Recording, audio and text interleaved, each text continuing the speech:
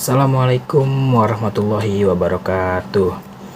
Perkenalkan, nama saya Muhammad Noval Fakih dengan NIM 2310116007, prodi S1 Ekonomi Syariah tahun 2023. Saya dari Fakultas Ekonomi dan Bisnis, Universitas Pembangunan Nasional Veteran Jakarta. Jadi yang pertama-tama yang saya hormati Bapak Dedi Irwansyah selaku koordinator mata kuliah Keuangan Publik Syariah ini. Pada kesempatan kali ini saya akan membahas atau mengulas kembali jawaban yang sudah saya tulis di kertas waktu ujian akhir semester untuk mata kuliah Keuangan Publik Syariah ini. Jadi di sini saya juga dibantu dengan laptop untuk membaca soal dan membaca juga jawaban yang sudah saya tulis gitu. Oke, tanpa lama-lama kita langsung saja ke pembahasan jawaban yang sudah saya tulis pada saat ulangan akhir semester mata kuliah Keuangan Publik Syariah. Baik, untuk yang pertama ini saya bacakan dulu soalnya. Untuk soal yang pertama di sini yang bagian A itu sebutkan sumber penerimaan pemerintah Islam dari dua aspek dan jelaskan kriterianya. Lalu soal yang satu yang bagian B itu bagaimana kebijakan anggaran belanja dalam Islam yang menekan keuangan negara untuk transparansi. Lalu soal yang nomor satu bagian C itu jelaskan isu ekonomi saat ini mengenai anggaran belanja yang sudah ditentukan melalui APBN yang menjadi instrumen utama dalam implementasi kebijakan fiskal. Oke, itu untuk nomor satu soalnya. Jadi kita langsung ke jawabannya. Oke, untuk jawaban dari soal nomor satu bagian A, B ataupun C. Jadi di sini akan saya jawab terlebih dahulu, yaitu soal 1 bagian A, yang dimana instruksinya itu kita harus sebutkan sumber penerimaan pemerintah Islam dari dua aspek, lalu kita jelaskan kriterianya.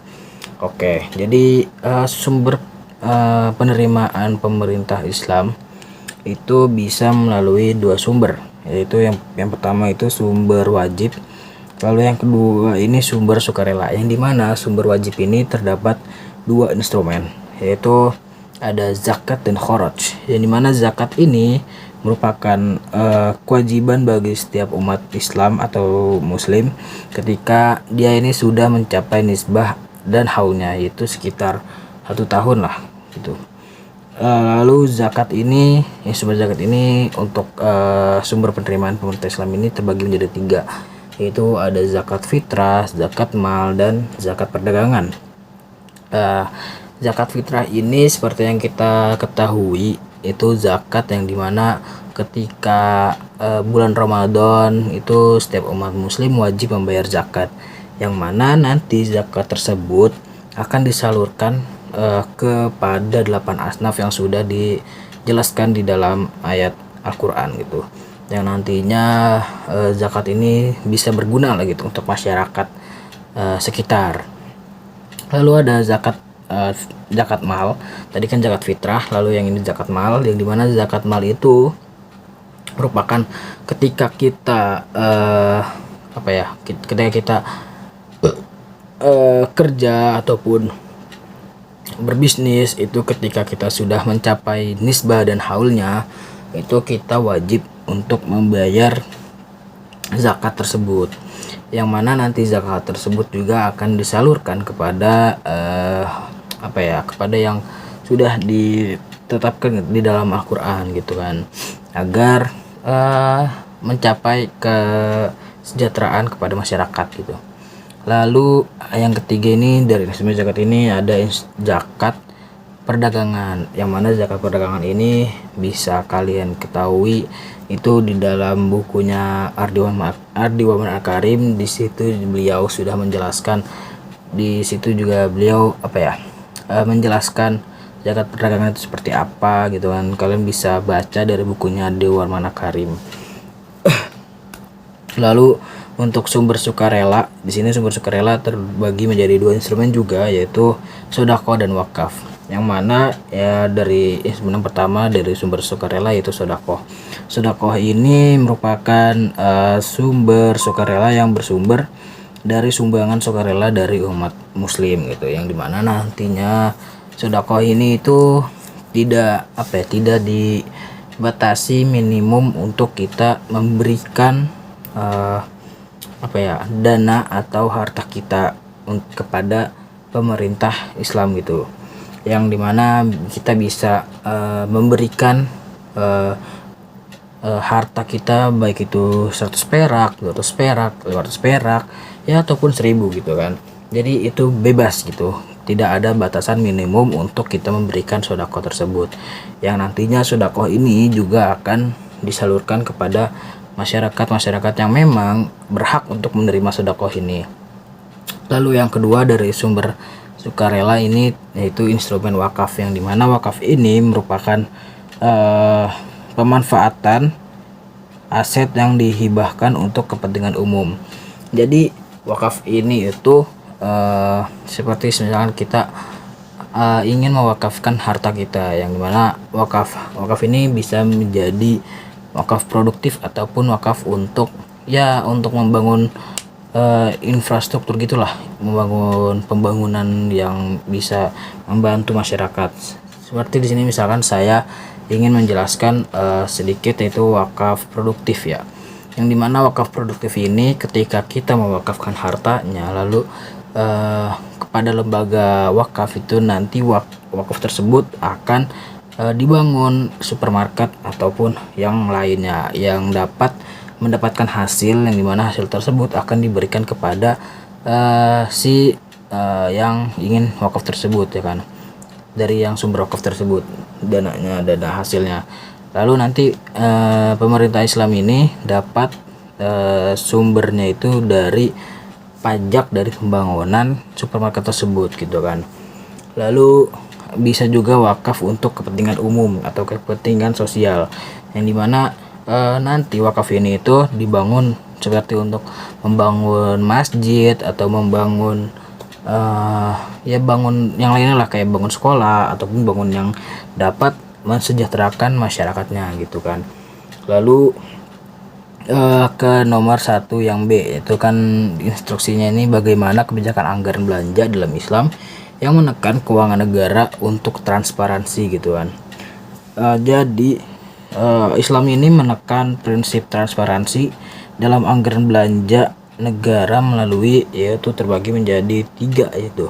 Jadi yang pertama ini itu ada amanah dan akuntabilitas, yang dimana setiap penggunaan anggaran belanja itu harus dilaporkan serta diinformasikan, lalu juga dicatat ketika sudah melakukan pengeluaran dari anggaran, itu harus dicatat, dilaporkan serta diinformasikan kepada masyarakat secara jelas gitu kan.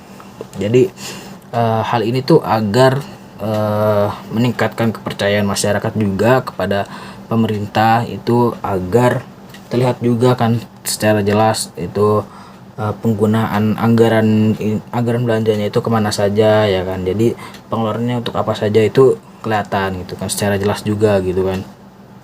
Lalu yang kedua ini adanya efisiensi dan prioritas, yang mana dalam penggunaan dana itu harus fokus pada kebutuhan utama seperti pembangunan infrastruktur, pendidikan, dan kesehatan. Jadi setiap pembangunan melalui anggaran belanja itu ya harus untuk kebutuhan utama masyarakat, yaitu seperti tadi pembangunan infrastruktur yang merata, lalu pendidikan, jadi agar masyarakat itu dapat merasakan pendidikan gitu kan.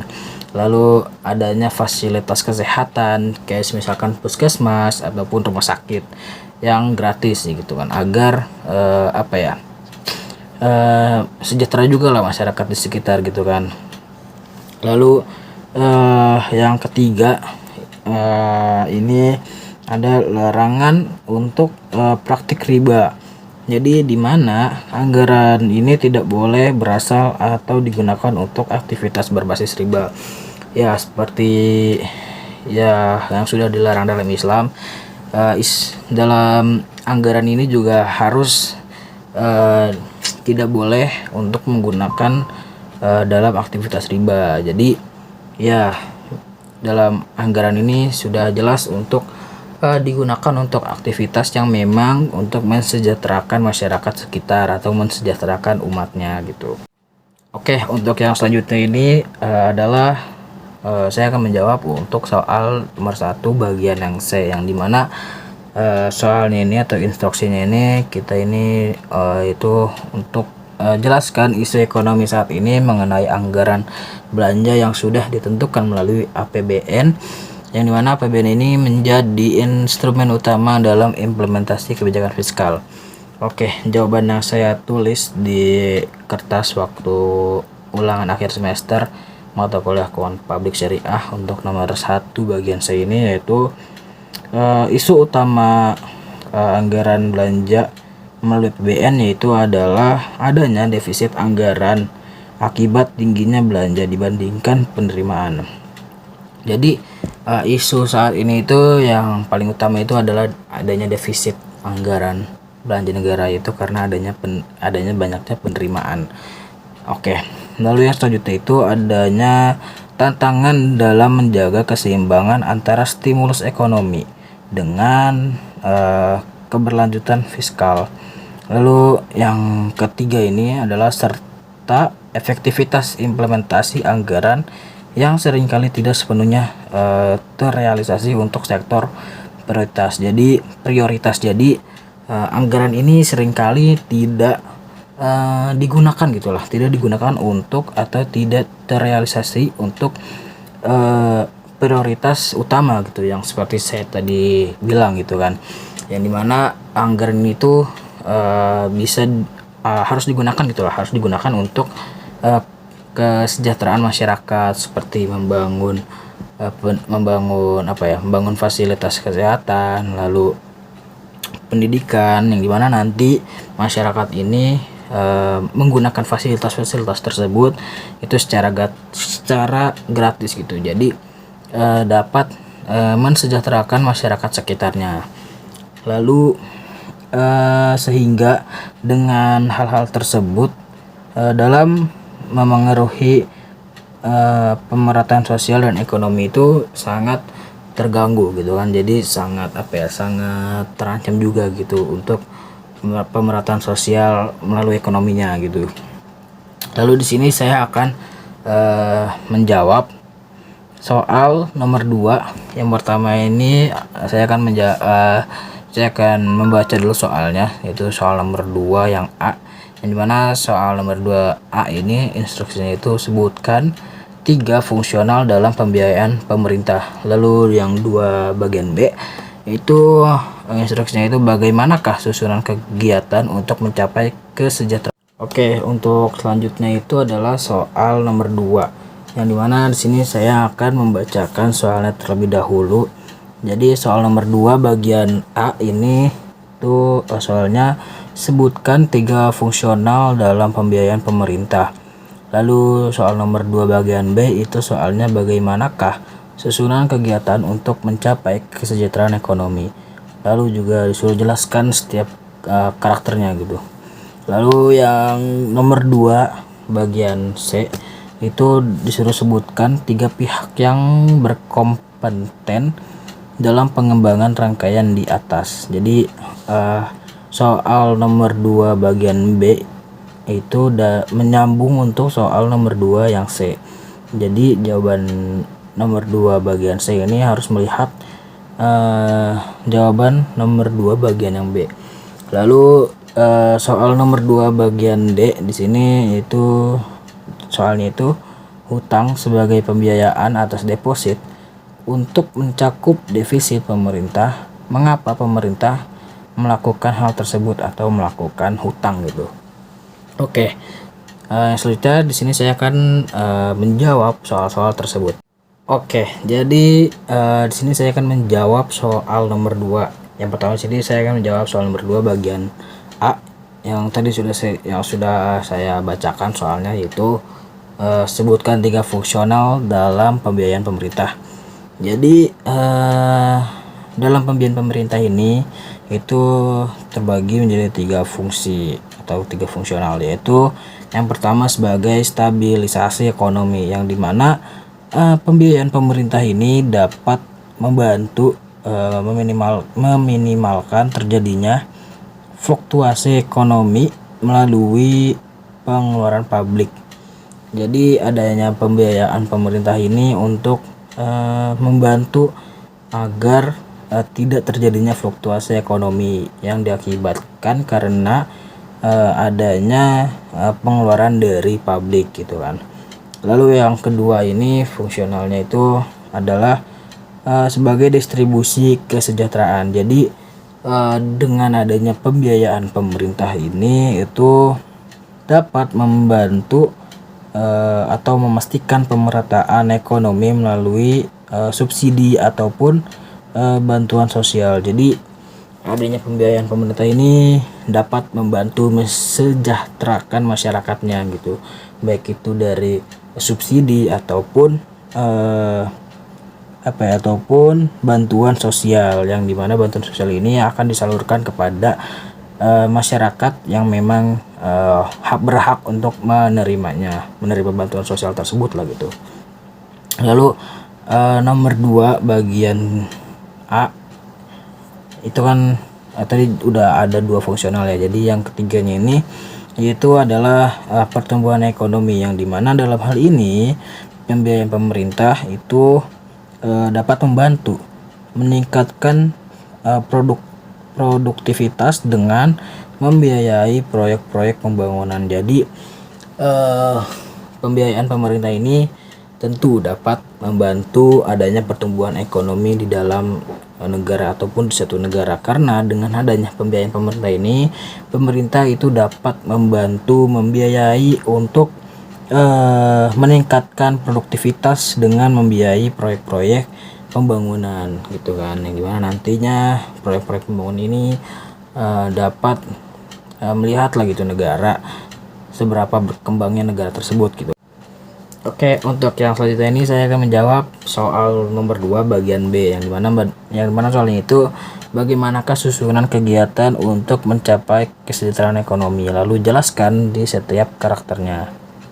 Oke, jawaban yang saya tulis di kertas waktu UAS mata kuliah keuangan publik syariah ini yaitu soal nomor 2 ya, bagian B, itu adalah dalam mencapai kesejahteraan ekonomi, pemerintah dapat menyusun kegiatan guna untuk mencapai kesejahteraan ekonomi. Kegiatan tersebut yaitu 1.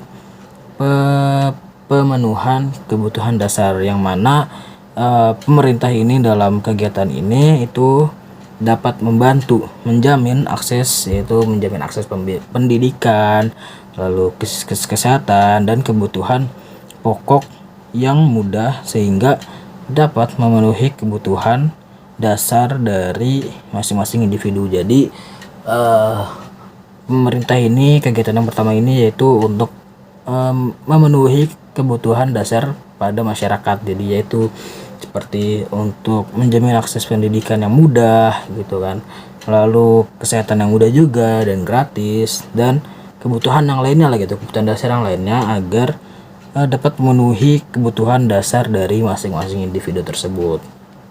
Lalu yang kedua itu adalah kegiatan pengembangan infrastruktur, yang mana pemerintah dapat membantu membuka akses ke pasar dan meningkatkan efisiensi ekonomi, yang dimana pemerintah ini dapat membantu membuka akses ke pasar dan meningkatkan efisiensi ekonomi. Jadi pemerintah ini dapat mempermudah lah akses masyarakat ataupun akses perusahaan yang ingin membangun infrastruktur itu agar dapat dipermudah gitu kan. Lalu yang ketiga ini adalah kegiatan itu adanya distribusi kekayaan, yang dimana pemerintah dalam hal ini dapat membuat kebijakan guna untuk mencegah terjadinya kesenjangan ekonomi. Jadi dalam mencapai kesejahteraan ekonomi itu pemerintah itu dapat menggunakan kegiatan yaitu distribusi kekayaan agar tidak terjadinya ketimpangan ekonomi. Jadi ketika adanya seseorang yang kaya itu agar dapat menyisihkan hartanya untuk hal tersebut disalurkan kepada masyarakat yang memang berhak untuk menerimanya, atau masyarakat yang memang yang memang mendapatkan harta tersebut lah gitu. Jadi harta tersebut juga tersalurkan gitu kan secara merata gitu, agar yang si kaya ini tidak tidak terlalu kaya juga, dan yang kurang hartanya ini atau dalam tanda kutip ini si miskin itu juga dapat terpenuhi kebutuhan dasarnya gitu kan. Lalu untuk soal nomor 2 bagian C, yaitu sebutkan 3 pihak yang berkompeten dalam pengembangan rangkaian di atas. Jadi tadi kan ada 3 kegiatan, lalu bagaimana nih pihak-pihak yang berkompeten untuk pengembangan yang tadi di atas itu, pengembangan kesejahteraan ekonomi. Jadi ya 3 pihak yang berkompeten untuk dalam pengembangan rangkaian di yang tadi saya sudah sebutkan yang 3 itu ya. Jadi di sini ada pihak-pihak yang berkompeten, yaitu yang pertama pemerintah, yang dimana pemerintah ini dalam hal tersebut pemerintah berperan sebagai pembuat kebijakan dan pengatur anggaran. Jadi pemerintah ini dapat membuat aturan lah gitu, batasan-batasan ataupun ya agar tidak agar teratur lah gitu, agar teratur. Terus juga pemerintah ini juga mengatur pengatur anggaran gitu, agar anggaran ini tidak disalahgunakan juga gitu kan. Lalu yang kedua ini ada yaitu pihak yang berkompeten itu adalah lembaga keuangan syariah atau bisa kita singkat itu LKS. Di mana LKS ini sebagai yang mengelola dana jiswaf, di mana dana jiswaf ini, dana zakat, infak, sedekah dan wakaf nanti akan dikelola oleh lembaga keuangan syariah, mungkin seperti Basnas ataupun lembaga yang lainnya, yang dimana nanti dana-dana tersebut dikelola lalu dikelola untuk disalurkan atau didistribusikan kepada masyarakat yang memang berhak untuk menerimanya, atau masyarakat yang sudah yang sudah ditetapkan dalam Al-Quran gitu, seperti 8 asnaf. Lalu pihak yang terakhir, pihak yang berkompeten itu adalah masyarakat, yang dimana dalam hal ini masyarakat itu berperan aktif sebagai penerima manfaat dan penyumbang dana. Jadi kegiatan-kegiatan tersebut yang tadi sudah saya sebutkan di jawaban nomor 2 itu tentu adanya pihak itu masyarakat, di mana masyarakat ini sangat membantu untuk melancarkan kegiatan-kegiatan tersebut. Jadi masyarakat ini sebagai penerima ataupun masyarakat ini sebagai penyumbang dana tersebut gitu. Lalu selanjutnya itu adalah soal nomor 2 bagian yang D, itu yang mana soal ini adalah hutang sebagai pembiayaan atas deposit untuk mencakup defisit pemerintah. Mengapa pemerintah melakukan hutang gitu. Jadi jawaban soal nomor 2 bagian D ini saya menjawab, yaitu pemerintah berhutang terbagi menjadi tiga hal. Yaitu yang pertama itu untuk menutupi defisit anggaran, yang mana dalam hal ini untuk bertujuan mengisi antara belanja dan pendapatan. Jadi pemerintah ini melakukan hutang itu agar mengisi antara belanja dan pendapatan agar tidak terjadinya defisit gitu. Lalu yang kedua itu adanya untuk stimulus ekonomi, yang mana pemerintah berhutang agar memacu pertumbuhan melalui proyek besar seperti infrastruktur. Jadi pemerintah ini melakukan hutang itu untuk apa tadi? Untuk stimulus ekonomi. Jadi pemerintah ini dapat membantu pertumbuhan ekonomi proyek besar seperti melakukan pembangunan infrastruktur gitu. Terus yang ketiga itu adanya untuk krisis ekonomi. Kenapa krisis ekonomi? Jadi dalam hal ini pemerintah dalam melakukan utang gitu, itu untuk mengatasi keadaan darurat seperti pandemi ataupun bencana. Jadi ya pemerintah ini melakukan hutang itu sebagai pembiayaan atas deposit itu untuk menjagalah agar ketika terjadinya krisis ekonomi itu melalui bencana ataupun pandemi itu, jadi pemerintah itu tidak pusing-pusing lagi lah untuk mencari sumber pembiayaan tersebut gitu kan. Jadi ya itulah jawaban saya dari soal UAS mata kuliah keuangan publik syariah. Jadi ya apabila ada kekurangan dalam soal tersebut ataupun salah kata dalam saya menjawab soal-soal tersebut di dalam kertas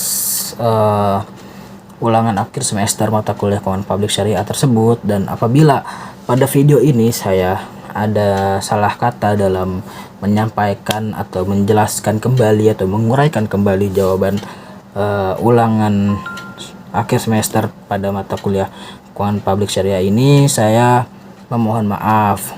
Lalu ya itulah, kurang lebihnya mohon maaf. Apabila ada salah kata ataupun kekurangan dari saya, mohon dimaafkan. Saya tutup, wabillahi taufiq wal hidayah. Wassalamualaikum warahmatullahi wabarakatuh. Terima kasih sudah menonton.